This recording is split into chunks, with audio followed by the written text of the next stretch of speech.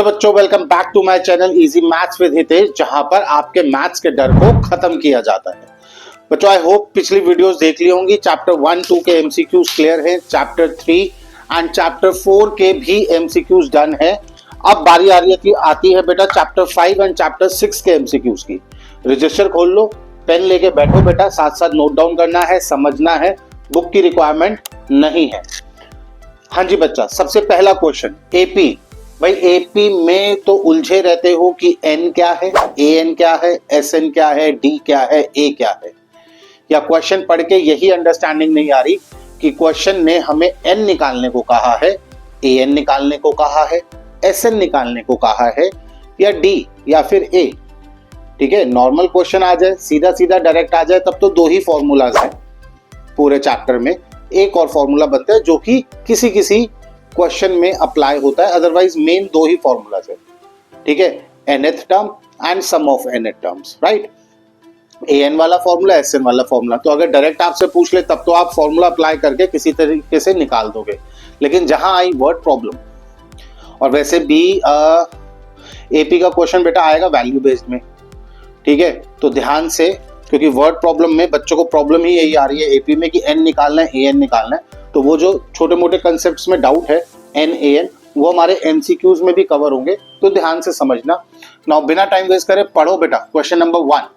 If the sum of n terms of N AP be 3n square plus n and common difference is 6, then its first term.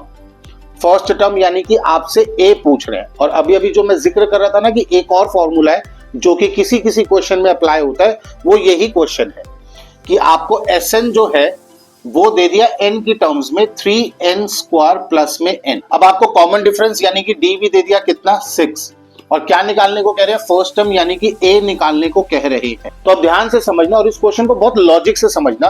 देखो मैं खुद की एक AP ले रहा हूं, 1 4 7 10 डॉट डॉट डॉट। अगर मैं आपसे पूछूं what is the first term, a1 कितना है, आप बोलोगे सर 1 है। अगर मैं पूछूं बेटा a2 कितना है, तो आप बोलोगे 4 है। अगर मैं बोलूं सम ऑफ फर्स्ट 1 टर्म क्या है, तो बच्चे कंफ्यूज हो जाते हैं कि ये क्या पूछ रहे हो। मैं कह रहा हूं the sum of first term.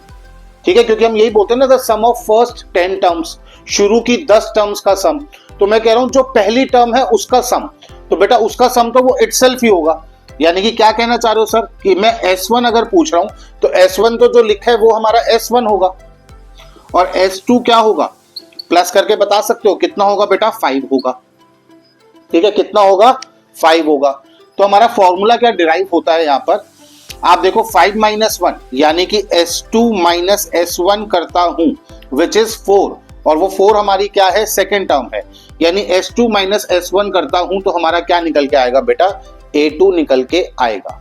ठीक है, और S1 जो है वो हमारा A1 के इक्वल होता है। बस ये दो छोटी छोटी बात ध्यान में रखनी है। जो मैं थर्ड फॉर्मूला की बात कर रहा था वो यही है कि S2 - S1 करोगे तो A2 आएगा, and S1 is equal to A1 होता है। अब आपको Sn जो है वो 3n स्क्वायर प्लस n की फॉर्म में दे दिया गया, तो आपको क्या करना है, सबसे पहले S1 निकाल लेना है। तो जो n यहां पर होता है वही n यहां पर होता है, यानी कि n की प्लेस पे यहां पर जो भी नंबर आप पुट करोगे, जो भी वैल्यू पुट करोगे, वही यहां पर पुट करनी है। तो अगर मैंने यहां पर 1 लिखा तो 3 1 का स्क्वायर प्लस में 1 विच इज इक्वल टू 4। इसी तरह S2 निकाल लो, S2 निकालोगे तो 3 2 का स्क्वायर प्लस में 2, तो ये आ गया 4 4 3 12 12 प्लस 2 14। ठीक है, तो S1 आपके पास आया 4, S2 आपके पास आया 14। तो यानी कि अब ये वाला फॉर्मूला अप्लाई करेंगे तो आपको यहां से क्या मिल जाएगा बेटा, आपको A2 मिल जाएगा। क्या मिल जाएगा, A2 मिल जाएगा। अच्छा, वैसे यहां पे तो A2 निकालने की जरूरत भी नहीं है। आपको क्या बोले, देन इट्स फर्स्ट टर्म, आपसे A1 पूछ लिया। इनफैक्ट यहां पर इस कॉमन डिफरेंस की भी जरूरत नहीं पड़ेगी। A1 पूछा और मैंने क्या कहा कि आपका S1 और A1 क्या होता है, सेम होता है। आपने S1 निकाला 4, आपको तो यहां पर डायरेक्टली आंसर मिल रहा है 4। क्लियर है, आपको डायरेक्टली आंसर मिल रहा है 4। इसमें सब्जेक्टिव क्वेश्चन भी आता है कि आपको एपी फॉर्म करनी है। अब एपी फॉर्म करने के लिए हमेशा ध्यान रखो किन दो चीजों की रिक्वायरमेंट होती है, ए की रिक्वायरमेंट होती है और डी की रिक्वायरमेंट होती है। तब इस क्वेश्चन में हमें S2 भी निकालना पड़ता, क्योंकि हमें A2 भी चाहिए था। या फिर कॉमन डिफरेंस दे रखा है 6, उसकी हेल्प से निकालो। कैसे? कि हमें पता है A2 minus A1 is equal to D होता है। अब जब आपके पास A1 आ गया दैट इज 4, तो -4 इक्वल्स टू D कितना है 6, और ये A2 तो आपको A2 भी मिल जाएगा कितना 10, और फिर आप कोई भी टर्म निकाल सकते हो। ठीक है, तो सिंपल सा क्या ध्यान रखना है, S2 minus S1 is equal to A2 and S1 is equal to A1। ये दो फॉर्मूलाज का जरूर ध्यान रखना, या तो सब्जेक्टिव क्वेश्चन में कहीं ना कहीं यूज होगा या फिर MCQ में भी यूज हो सकता है। आई होप क्लियर होगा। नेक्स्ट क्वेश्चन पढ़ते हैं बेटा। The first and the last term of AP are 1 and 11। First term दे दी एंड सीधा लास्ट टर्म दे दी क्या 11। If the sum of its term is 36, यानी कि कितनी भी टर्म्स हो, जितनी भी टर्म्स हैं वो नहीं बता रखा, कह रहे हैं उन सबका सम है 36, कह रहे हैं then number of terms will be. तो अब ईमानदारी से मुझे बताना किन किन बच्चों को यहां पर यह पता चल गया कि क्वेश्चन हमसे क्या पूछ रहा है। क्या हमें यहां पर AN निकालना है, क्या हमें यहां पर D निकालना है, क्या हमें यहां पर N निकालना है?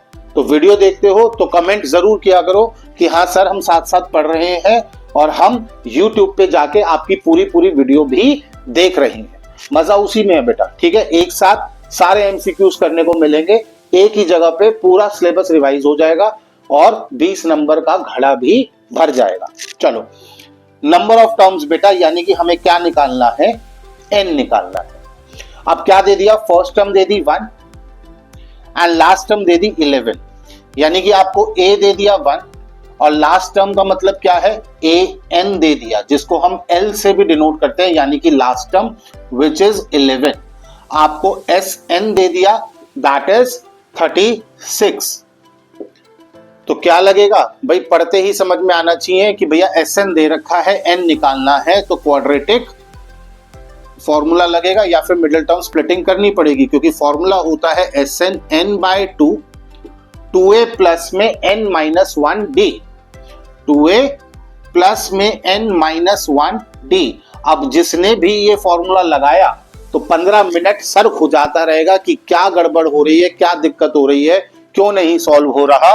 घर पे तो प्रैक्टिस की थी तब तो हो गया था, अब क्यों नहीं हो रहा। अब इसलिए नहीं हो रहा कि ध्यान, जब आपके टीचर्स आपको दूसरा फॉर्मूला लिखवाते हैं तो आप कहते हो नहीं हम तो एक ही याद करेंगे, जबकि यहां पर फॉर्मूला कौन सा लगेगा बेटा, A प्लस AN वाला फॉर्मूला लगेगा। AN मतलब आपको यहां पर लास्ट टर्म दे रखी है, फर्स्ट टर्म दे रखी है। क्वेश्चन के अंदर ना तो आपको D गिवन, ना इंडिविजुअल आपको A गिवन, A तो गिवन है सॉरी, D गिवन नहीं है। तो एक ही इक्वेशन के अंदर एक तो वेरिएबल हो गया N और एक वेरिएबल हो गया D। तो अगर दो वेरिएबल और सिंगल इक्वेशन हो तो पॉसिबल ही नहीं है कि आप उसको सॉल्व कर पाओ। तो बेटर कौन सा फॉर्मूला लगेगा, हमारा सेकेंड फॉर्मूला लगेगा n/2 a प्लस में an। अब ये वाला फॉर्मूला अप्लाई करें तो SN की वैल्यू हमें दे रखी है बेटा 36 equals to n/2 a plus में an, यानी कि 1 प्लस में 11। ठीक है, 1 प्लस में 11। अच्छा, यहाँ तो क्वाड्रेटिक भी नहीं लग रही। 72 इज इक्वल टू n और ये 1 प्लस 11 कितना आ गया 12, 12 उधर डिवीजन में आ जाएगा, तो n की वैल्यू बेटा आपके पास कितनी आ गई 6। तो correct option is option C, 6 is your correct answer. हाँ जी, ठीक है, यहां पर क्वाड्रेटिक फॉर्मूला रिक्वायरमेंट नहीं है। तो सिंपल सा क्वेश्चन था, आई होप क्लियर होगा बच्चों। तो pause the video and note it down. ठीक है बच्चों, अब क्वेश्चन नंबर 3 देखते हैं। The nth term of an AP, the sum of whose n terms is SN is, ये क्या पूछ लिया है ना, क्या पूछ लिया, देखो ध्यान से समझना। The nth term of an AP, ठीक है, वो कह रहे हैं nth term of an AP बताओ जिसका सम जो है n टर्म्स का क्या होगा, SN होगा। अब देखो ये क्वेश्चन को समझने से पहले और इनके ऑप्शंस को समझने से पहले ये एग्जांपल देखते हैं बेटा। एग्जांपल से बिल्कुल क्लैरिटी आ जाएगी आपको। 1 4 7 10, ध्यान देना अभी पीछे ये मैंने एक AP ले ली अपनी 1 4 7 10, डिफरेंस है 3 3 का।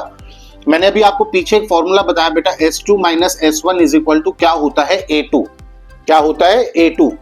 तो अब समझना लॉजिकली कि अगर मैं S3 माइनस S2 लेता हूं ना बेटा, तो वो हमारा क्या निकल के आएगा, वो हमारा A3 निकल के आएगा। क्या निकल के आएगा, A3 निकल के आएगा। अगर ये बात समझ में आ रही है, देखो एग्जाम्पल से प्रूव भी करते हैं कि मैंने ये सपोज 4 टर्म्स ली, इन 4 टर्म्स का अगर मैं सम कर दूं तो मेरे पास आएगा 22, और अगर मैं इन 3 टर्म्स का सम कर दूं तो मेरे पास आ रहा है कितना 12। मैं अगर ये सबट्रैक्ट कर दूं तो मेरे पास क्या आ रहा है 10 आ रहा है। यानी कि मैंने सम ऑफ 4 टर्म्स किया, S4 किया, उसमें से सबट्रैक्ट कर दिया क्या सम ऑफ 3 टर्म्स, फर्स्ट 3 टर्म्स, तो मेरे पास क्या निकल के आ गया A4 निकल के आ गया। ठीक है, तो अब समझो क्वेश्चन को। वो कह रहे हैं बताओ कोई एक AP है, उस AP की हमें nth टर्म पे क्या लिखा हुआ है। n नहीं निकालना, बहुत ध्यान से समझना, n नहीं निकालना। एक तो डिफरेंस समझो बेटा n और an में। n का मतलब कि एक AP के अंदर कितनी टर्म्स है, 5 टर्म्स है, 10 टर्म्स है, 20 टर्म्स है। और an का मतलब होता है कि मान लो आपसे पूछ लिया 15th टर्म पे कौन सा नंबर लिखा है, A15 निकालना है, यानी कि 15 टर्म पे कौन सा नंबर लिखा है, या A25 बोल दिया तो यानी कि 25th टर्म पे कौन सा नंबर लिखा है, दैट इज an। ठीक है, तो यहां पर बोल रहे हैं nth term of an AP, यानी कि an पूछ रहे हैं कि जो AP की हमारी लास्ट टर्म है उस पे क्या नंबर लिखा हुआ है अगर उस AP के सभी टर्म्स का सम Sn हो। कितनी टर्म्स है ये नहीं बताया, n हमें इस क्वेश्चन में नहीं बताया। तो करना क्या है कि हमें नहीं पता कितनी टर्म्स है। जैसे यहां पर मैंने एग्जांपल लिया, यहां पर तो मैंने बोला बेटा 4 टर्म्स है। ठीक है, तो अब नहीं पता कितनी टर्म्स है तो हम क्या लेकर के चलेंगे बेटा, Sn ही लेकर के चलेंगे। ठीक है, अब ये कंसेप्ट क्लियर है तो आपको पता है कि हमें सभी टर्म्स का सम में से माइनस कर देना है उससे एक पहली टर्म का सभी का सम। जैसे यहाँ 4 टर्म्स थी, चारों का सम करा और फिर लास्ट टर्म को छोड़कर जितनी रिमेनिंग टर्म्स थी उन सबका सम कर दिया। ठीक है, यानी कि S 2 टर्म्स है तो उसमें से फर्स्ट टर्म का माइनस कर दिया। टोटल 3 टर्म्स है तो 3 टर्म्स का सम, उसमें से 2 टर्म्स का सम माइनस कर दिया। 4 टर्म्स थी तो उसमें से 3 टर्म्स का सम माइनस कर दिया। तो अब Sn टर्म्स है तो उसमें से एक कम, यानी कि माइंड में, ठीक है, माइंड में इमेजिन कर लो 20 टर्म्स है तो यानी कि हमें कितनी टर्म्स का निकालना है, 19 टर्म्स का सम माइनस कर देना है। कितने का, 19 टर्म्स का। अब अगर आपने माइंड में इसको 20 सोचा है तो उसमें से एक कम यानी कि 19, तो 20 से 19 पे पहुंचने के लिए हमें क्या करना पड़ेगा, माइनस। इस n को आपने अज्यूम किया था 20 और 19 तक पहुंचने के लिए आपने क्या किया, -1। तो यानी कि अगर हमें nth term of an AP पहचाननी है, यानी कि अगर ये पहचानना है तो सभी टर्म्स का सम माइनस में 3 टर्म्स का सम करेंगे तो हमारे पास nth टर्म निकल के आ जाएगी उस AP की। इसी तरीके से Sn यानी कि सभी टर्म्स का सम और उससे एक पहले जितनी भी टर्म्स हैं उन सब का सम, उनका डिफरेंस कर दोगे तो आपके पास क्या आ जाएगी, nth टर्म आ जाएगी। तो करेक्ट ऑप्शन अगर आप देखोगे Sn माइनस में Sn-1 ऑप्शन डी। ठीक है, तो बताने को तो मैं इसको रट्टा भी मरवा दूं बेटा, पर रट्टे का कोई सार नहीं है, रटोगे तो समझ नहीं आएगा। अगर फॉर्मूले से करोगे तो जरूरी नहीं है कि MCQ की फॉर्म में ही क्वेश्चन आए, क्वेश्चन किसी भी फॉर्म में आ जाएगा। किसी भी फॉर्म मतलब भाई 2 ही है, या तो MCQ है या सब्जेक्टिव है या आपके वैल्यू बेस्ड है। ठीक है, तो किसी भी फॉर्म में आए, फॉर्मूलाज क्लियर होंगे, कंसेप्ट क्लियर होंगे तो आप कोई भी क्वेश्चन अटेम्प्ट कर पाओगे। ठीक है, नोट डाउन करते रहना, साथ साथ बार बार कहता हूं कि समझना और माइंड में रिटेन करना डिफरेंस है। जब तक लिख के प्रैक्टिस नहीं करोगे ब्रेन में स्टोर नहीं होगा क्वेश्चन आंसर। चलो question number 4, the sum of n terms of an AP। कोई AP है, उसकी n टर्म्स का सम आपको दे दिया गया है बेटा 3n² प्लस में 5n। अब आपको कहा जा रहा है कि 164 इज इट्स, ऑप्शन दे दिए 24th term, 25th, 26th, 27th term. I hope question clear होगा कि Sn आपको दे दिया गया 3n² प्लस में 5n। अब कह रहे हैं बताओ 164 कौन सी टर्म होगी, 24th टर्म होगी, 25th टर्म। तो अब तक तो क्लियर होंगे, मैक्सिमम क्वेश्चन इसी कंसेप्ट पे करवा रहा हूं क्योंकि सबसे ज्यादा प्रॉब्लम ही यही आती है बच्चों को कि भैया पहले निकाल लो सर S1। अब तो हमें आ गया भाई 1 का स्क्वायर प्लस में 5 1 करेंगे तो ये 3 + 5 हमारे पास आ गया 8। अब S2, S2 निकाले तो 3 2 का स्क्वायर प्लस में 5 2, तो ये आ गया 4 3 12, 12 प्लस 10 24। बस इन्हीं दो की जरूरत थी, क्योंकि हमें पता है S1 is equal to A1 which is equal to 8 and S2 minus S1 करेंगे विच इज A2। तो A2 हमारा कितना आ जाएगा, 24 माइनस 8 कितना आ जाएगा, 16। तो अब क्या है, मैंने कहा था कभी भी AP फॉर्म करनी है तो किसकी रिक्वायरमेंट होती है, A की और D की। अब हमें A और D मिल गए कि हमें पता है A2 माइनस A1 करेंगे तो वो होता है हमारा D। तो A2 हमारा कितना है 16, A1 कितना है 8, 16 माइनस 8 हमें हमारा D भी मिल गया। अब यहाँ पर AP फॉर्म नहीं करनी, हमें तो ये बताना है कि 164 उसकी कौन सी टर्म है। तो अब अगेन कमेंट करने का टाइम आ गया, सच्ची सच्ची बताना ये 164 क्या गिवन है, किन बच्चों ने फर्स्ट अटेम्प्ट में सही पहचान लिया था। अभी तक लिखा नहीं है मैंने कि ये 164 क्या गिवन है आपको, N गिवन है, D गिवन है, SN गिवन है, AN गिवन है, क्या गिवन है। तो ये 164 बच्चों, हाँ AN गिवन है कि AN 164 दे रखा है। अब आपसे पूछ रहे हैं बताओ कौन सी टर्म है ये, N निकालना है। ठीक है, तो कैसे निकलेगा कि AN का फॉर्मूला हमारा A प्लस में N माइनस 1 D। AN आपको दे रखा है 164, A हमारे पास आ गया है कितना, A हमारे पास आ गया है कितना 8 प्लस में N माइनस 1 और D भी हमारा हमने कितना निकाला 8। तो लिख दो। अब जिसको ट्रांसपोजिंग ढंग से नहीं आती वो भी समझ लेना कि जब भी बाइनोमियल टर्म के साथ कुछ मल्टीप्लिकेशन में आ जाए, ठीक है, तो और फिर क्या है प्लस, तो हमें पता है हमेशा पहले क्या ट्रांसपोज होता है, प्लस माइनस। तो पहले तो यहां पर ये प्लस वाला जो इधर 8 है ये इधर आकर माइनस हो जाएगा, 164 में से माइनस करेंगे आएगा 156, बचेगा क्या n माइनस 1 8। अब यहां पर बच्चों को माइनस भी दिखता है और मल्टीप्लीकेशन भी दिखती है, तो कंफ्यूज कि पहले -1 को ट्रांसपोज करे या 8 को। तो बेटा बाइनोमियल टर्म प्लस माइनस में उसके साथ अगर मल्टीप्लीकेशन है तो पहले मल्टीप्लीकेशन ट्रांसपोज होगी। 156 divided by 8 is equal to n minus 1 करेंगे, 8 1 जा 8 70 है, कुछ तो गड़बड़ हो गई भाई। 164 में से 8 माइनस किया, यहां पर कुछ गड़बड़ हुई, 1 डाला, ठीक है, 2 का स्क्वायर 4 4 3 जा 12 12 प्लस 10 22 अगर ये यहां पर है तो ये तो सही निकाला है, और 22 माइनस 8 करेंगे तो बेटा कितना आएगा हमारे पास 14 आएगा। ठीक है, कितना आएगा 14 आएगा, और D फिर हमारा कितना आ जाएगा बेटा 6 आ जाएगा। ठीक है यार, माफ कर दो, हो गई थोड़ी सी गलती, तो कोई नहीं, चेंज कर लेते। यहां पर 6 आ गया बेटा, इधर 6 आ गया, अभी भी कुछ नहीं बदला। हाँ बदला कि यहां पर क्या करेंगे 6 से मल्टीप्लाई कर देंगे। दिमाग तो वैसे ही घूम रहा था जब 1 आया, क्योंकि 2 की लाइन में। चलो भाई 6 2 जा 12, कितना बचा 36, तो 20 6 6 जा 36 is equal to n minus 1, और n आपका फाइनली कितना आ जाएगा बेटा 27th term, that is option D.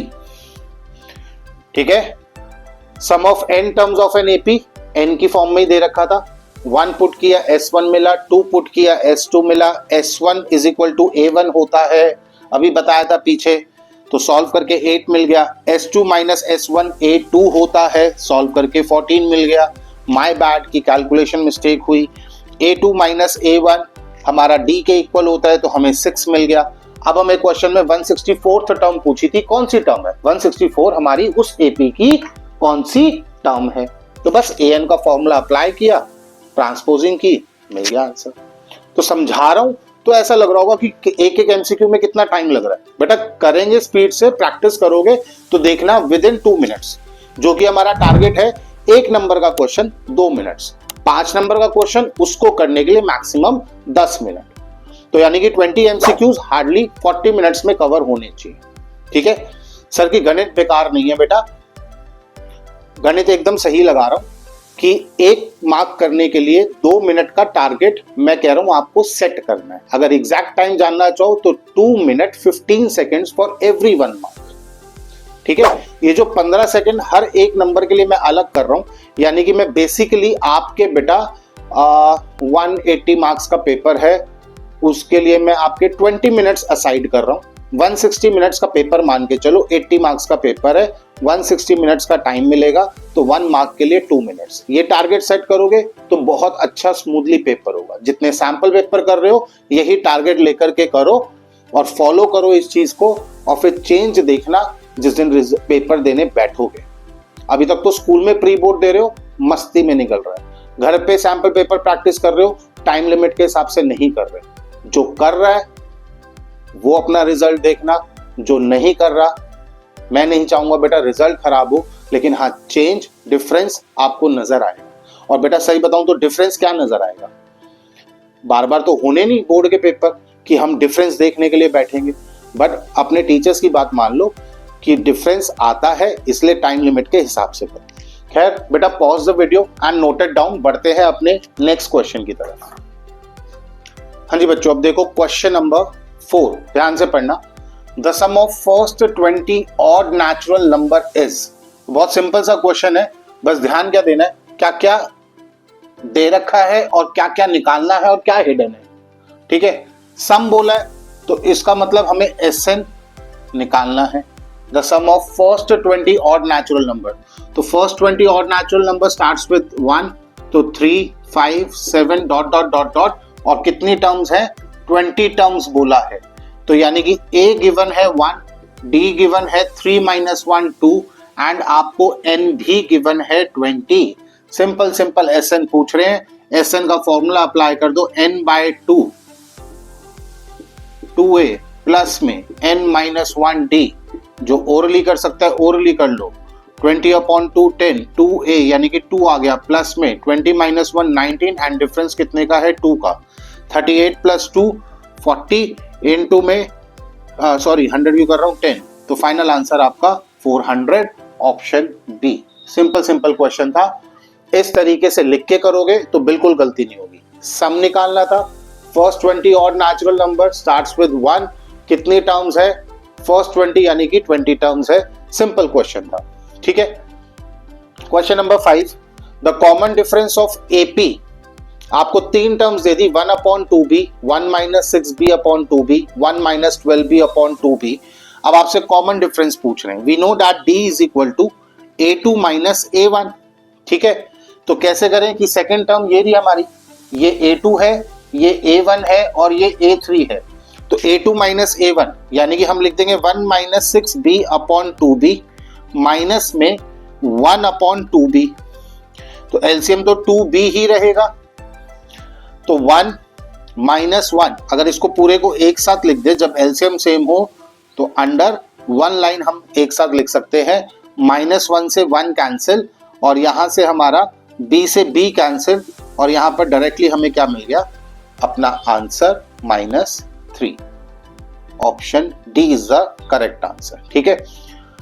Sir अगर हम a3 - a2 करते तब भी आपको d यही सेम आंसर मिलता, ठीक है। चाहे a4 - a3 करो, 2 कंसेक्यूटिव टर्म्स का डिफरेंस निकालना होता है बेसिकली, तो पर ये ध्यान रहे कि बड़े में से छोटा, ठीक है ना, उल्टा चलता है, a3 - a2, a2 - a1। Now next, अच्छा क्वेश्चन भी नेक्स्ट, और क्वेश्चन की स्टार्टिंग भी the next term of N AP, √7, √28, √63। Root आते ही घबराहट शुरू हो जाती है कि सर ये तो रूट हमने 9th में सीखा था, रैशनलाइज करना। अब यहां क्या करें कि इस एपी का नेक्स्ट हमें टर्म बताना है, तो देखो भाई √7 तो √7 ही रहेगा, ठीक है, इरैशनल नंबर है।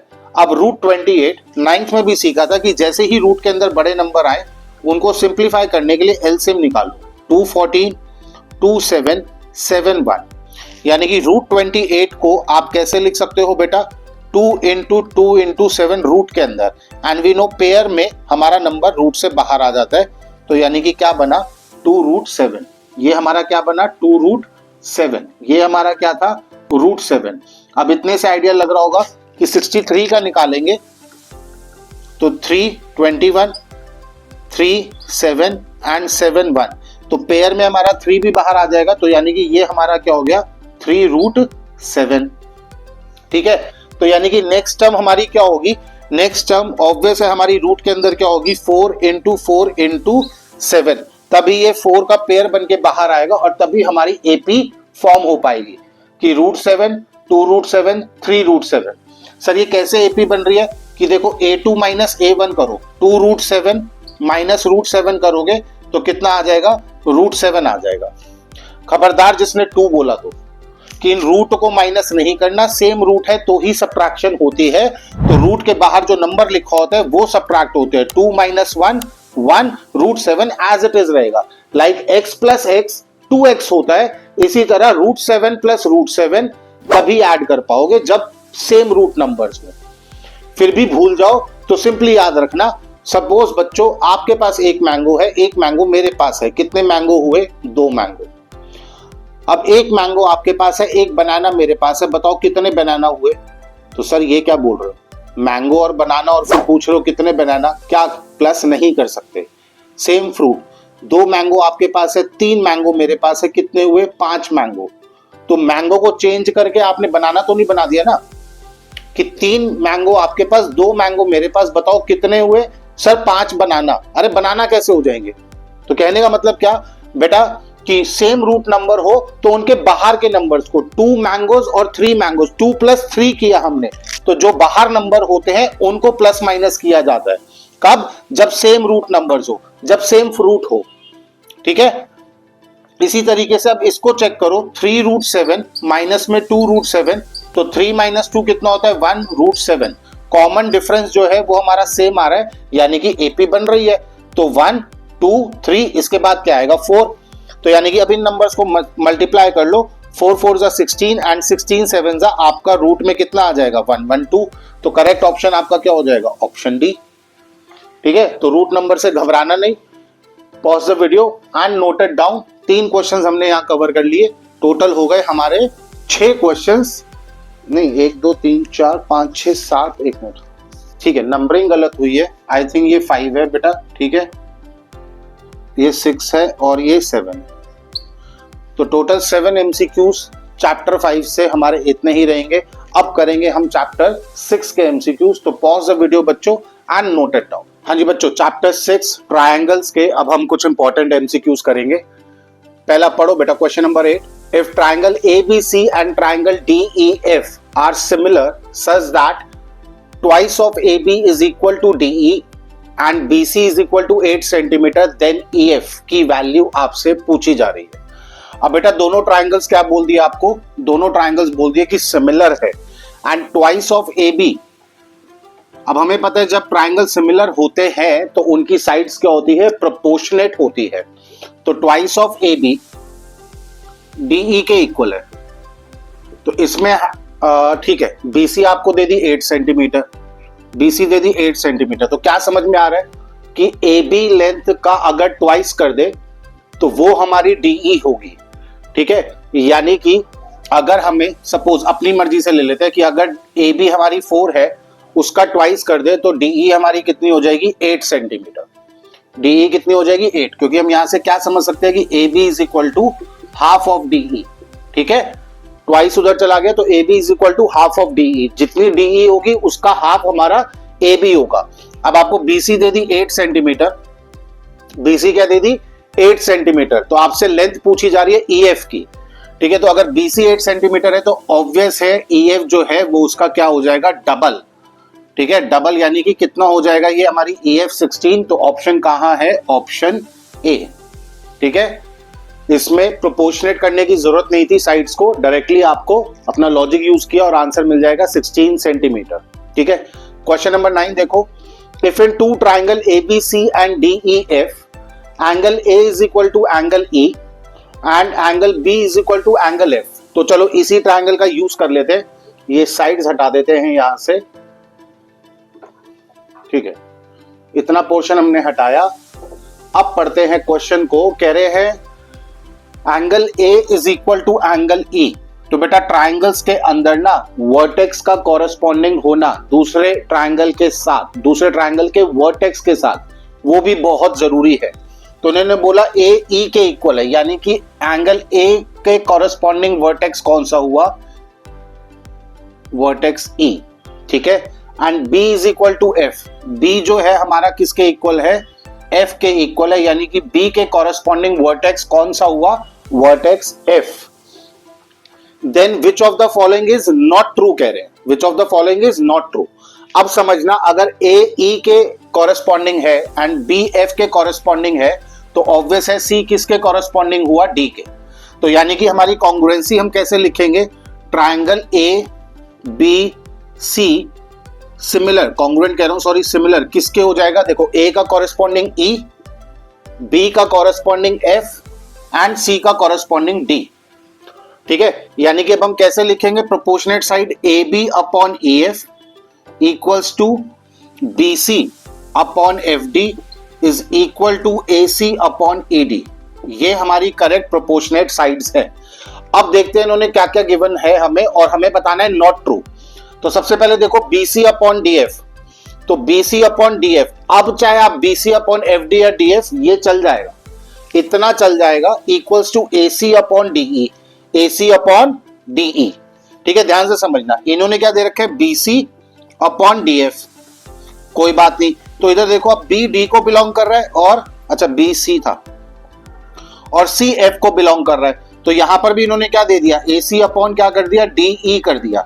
यानी कि सी यहां पर किसको बिलोंग कर रहा था, एफ, हाँ नहीं रुको, हाँ सी एफ को बिलोंग कर रहा था, ए सी अपॉन डी ई।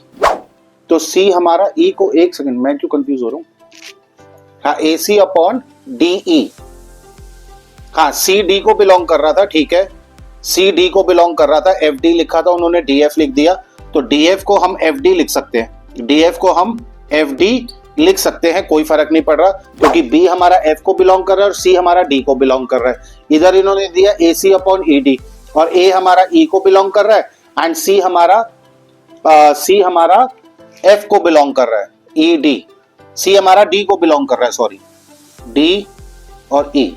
ठीक है, इस तरीके से भी इसको लिख सकते हैं। तो यानी कि फर्स्ट वाला ऑप्शन जो है वो है हमारा true, B C upon D F is equal to A C upon D E. Second option पे आ जाओ, A B upon D E, A B upon D E, अब देखो इधर डी ही गायब है, A B upon D E is equal to B C upon D F, ये तो सही आ रहा है, लेकिन A B upon D E यहां पर ई है, डी है ही नहीं, तो इतने से ही हमें पता चल जाएगा कि दिस इज नॉट ट्रू। और फिर भी एक बार बाकी ऑप्शंस पे भी अगर गौर करें तो A B upon E F, देखो A B upon E F है is equal to A C upon D E, है ना alphabet. Now B C upon D F, B C upon D F चाहे एफ डी लिखा हो, है ना alphabets दोनों, and A B upon E F, A B upon E F देखो ये भी अल्फाबेट है। तो ये ऑप्शन बी में दिस इज नॉट ट्रू, और हमसे यही पूछा गया था कि कौन सा नॉट ट्रू है।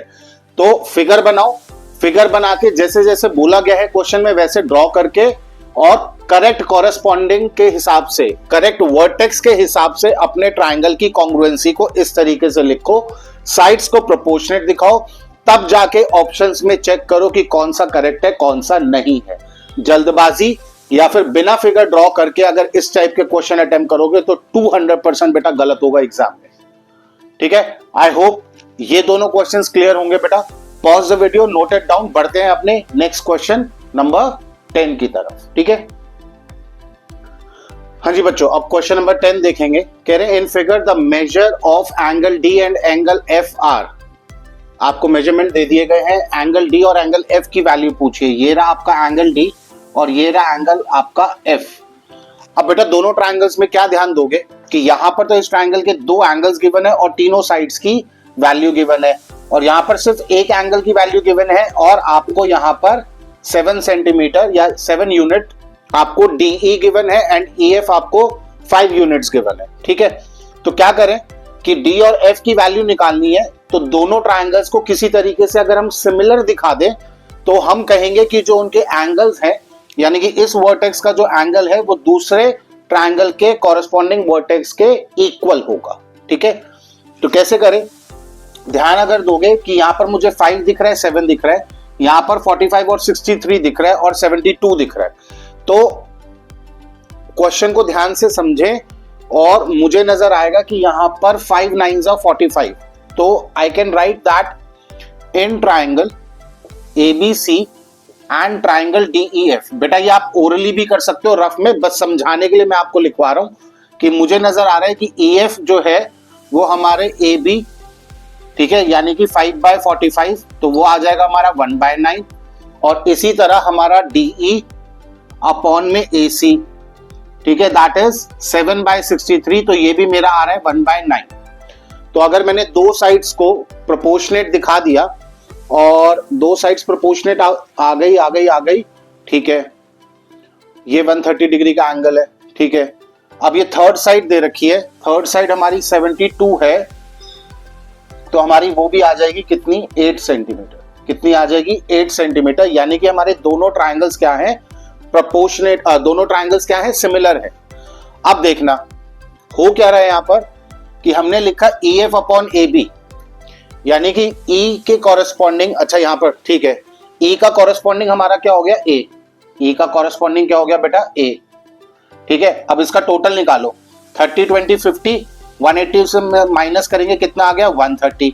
यानी कि ये 130 और ये 130 मेरा एंगल मैच हो रहा है, और ये दो साइड्स मेरी प्रोपोर्शनेट आ रही थी और बीच का एंगल, तो ऐसे से सिमिलैरिटी समझ में आ रही है कि प्रूव हो रही है।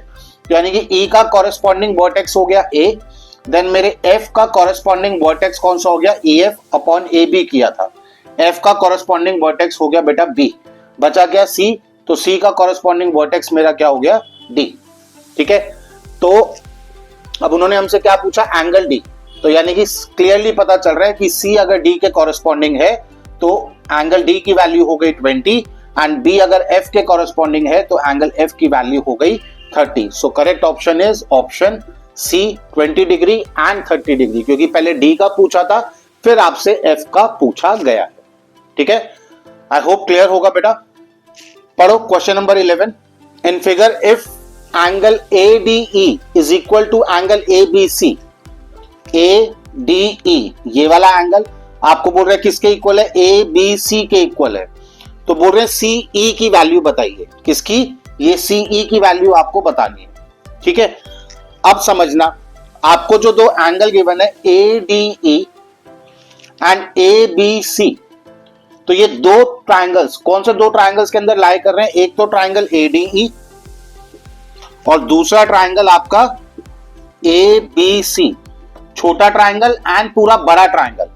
तो अब अगर हम किसी तरीके से इसमें भी सिमिलैरिटी प्रूव कर दें तो हम बोल सकते हैं कि एक तो हमें एंगल ADC इक्वल दे दिया एंगल ABC के, और आप देखोगे कि हमारा एंगल DAC इक्वल होगा एंगल BAC के। रीजन क्या, कॉमन एंगल है, क्या है, कॉमन एंगल।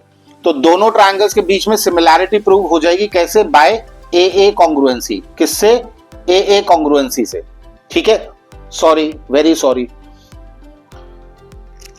सच बताऊं अभी पढ़ा के आया हूं कॉन्ग्रुएंसी वाला चैप्टर, इसलिए यहां पर भी वीडियो में कॉन्ग्रुएंसी निकल रहा है, सिमिलैरिटी बेटा, ठीक है। तो AA सिमिलैरिटी से दोनों ट्राइंगल्स के बीच में सिमिलैरिटी प्रूव हो जाएगी।